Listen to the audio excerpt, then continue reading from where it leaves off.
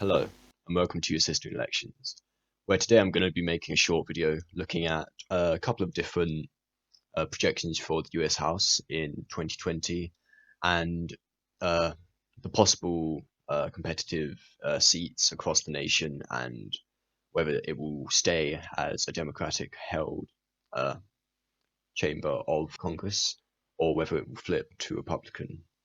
Now, I'm just going to say that over that of the three different ones I'm using, three different sources, the Cook Political Report, 270 to Win, and electionprojection.com, they all have it as a Democratic win and a Democratic gain as well for most of them. However, Cook Political Report still has 22 undecided, whereas the others seem to have majority of their races characterized to either the Democrats or the Republicans.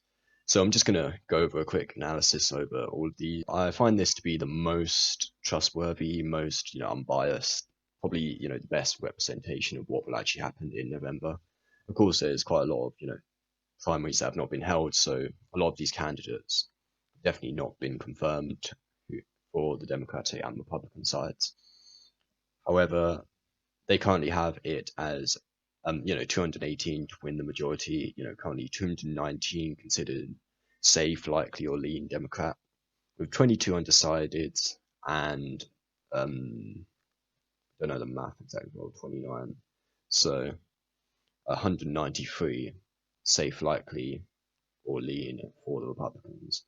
And a majority of the yeah, let's just look at the likely and leans, and they put three open seats and likely and lean, and these two open seats you will see in North Carolina pop up quite a lot, and no incumbent, especially after the redistricting that has occurred since 2018, it's definitely going to be a lot more in favor for the Democrats, as they got roughly just under 50% of the vote, yet only gained, I believe it was, three, possibly two of the House seats in the entirety of North Carolina. Actually, it might have been four, maybe six, but basically nowhere near actually representative to the amount of votes they got statewide.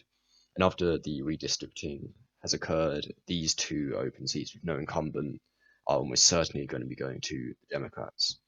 And the same with Texas, 23rd District open seat. There's two more uh, Texan open seats, and these could definitely be, going to the Democrats. However, the political report have put them in a Republican toss-up.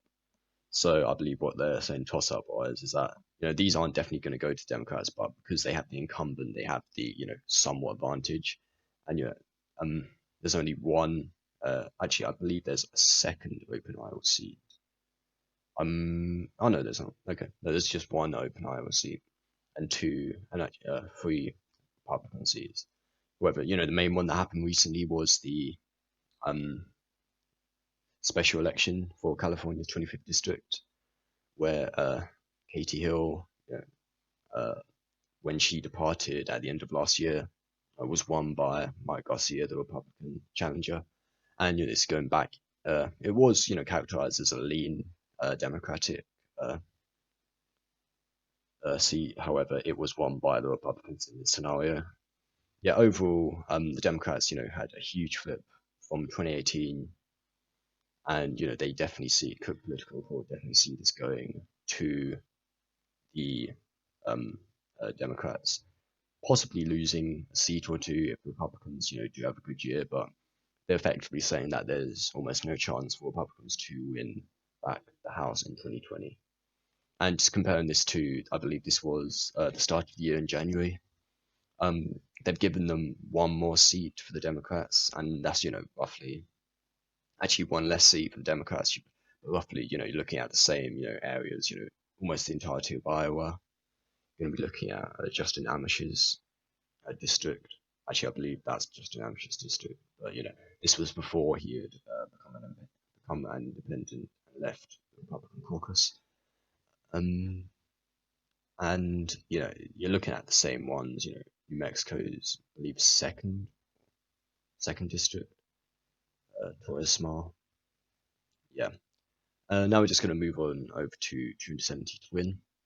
And this has it even more in favor of the Democrats, with 223 in safe, likely or lean, and the same 193 for the Republican safe, likely or lean, with only 19 toss-up seats. So effectively, they just put some of the previous ones that were characterized as toss-ups in the Democratic column back into the actual lean Democratic column. 17, a lot more of the likely in the Democrats in the likely column here. And you're looking at the same seats: Maine second, um, uh, middle upstate New York, of course the whole of Iowa, and that's Colin Peterson. Definitely voted solidly for Trump. However, given that he's been in there in the Congress for 15 terms, he seems to have quite a good connection with the constituents and will probably win there. However, it's still considered a toss-up just because of the large margin that it voted for Trump back in 2016. So yeah, not much to change there. However, probably looking at some of the Texan open seats around here. Yeah, around here. Some of these Texan open seats, the Houston suburbs. And I believe there's a Dallas suburb seat, Kenny Marchand. So he's not going to be running for re-election. And another key one to look at is Oklahoma City, the district that encompasses that metropolitan area. And given how Republican-led the entirety of the state is, it was quite surprising when Democrat did win. The most likely to flip area in the state. However, definitely going to be a toss-up there if they can hold on to that victory. And now we're going to be going over to one most in favor of Democrats. If you look at the other predictions that they have, they're quite heavily in favor for the Democrats, despite not much polling data. I'd say representing they're just using polling data as it is, and probably not looking at quite a lot of trends. So effectively, what they put is 220. Well, 233 is what it currently is. 241 projected seats for the Democrats and 194 for the Republicans, and that is a loss of 7. So they've gone quite heavily in favor of the Democrats. Despite 2018 being a very large wave, was it about 40 seats that changed column? They're saying that it's going to be even larger. They're saying 201 Democratic safe seats with only 11 open seats and 32 competitive seats. And most of the ones that they will be picking up, or they are projected to be picking up, is essentially these open districts. North Carolina, 2nd and 6th. Like I said, they've been redistricted, and the suburbs of the large cities in Texas. I believe that is Dallas suburb, 24th, and Houston suburb is 22nd. Doesn't really make much sense given that they're not actually geographically close to each other in the state of Texas, but it's quite a big state anyway. And essentially, let's just say 4 of these seats that 4 of the 8 that they're projected to gain, 5 of the 8 are currently open seats, and Mike Garcia will only be in Congress for roughly 6 months before he has to actually run for re-election again, and Chrissy Smith will be his challenger, like we saw back in April. And overall, there is one thing to see throughout all of these predictions, and to a varying degree, they are all going to a Democratic hold of the House, with Nancy Pelosi remaining as Speaker and Kevin McCarthy remaining as Republican Minority Leader, with not much change of seats. If anything, we're going to see more Democratic seats gained, across the whole, all 3 of these analyses.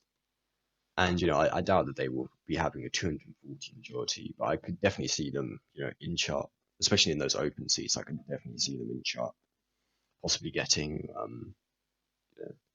maybe roughly 5 more. Most of these open seats, they'll most likely gain, like Georgia's open seat in Atlanta's suburbs, definitely going to be a good one for Democrats.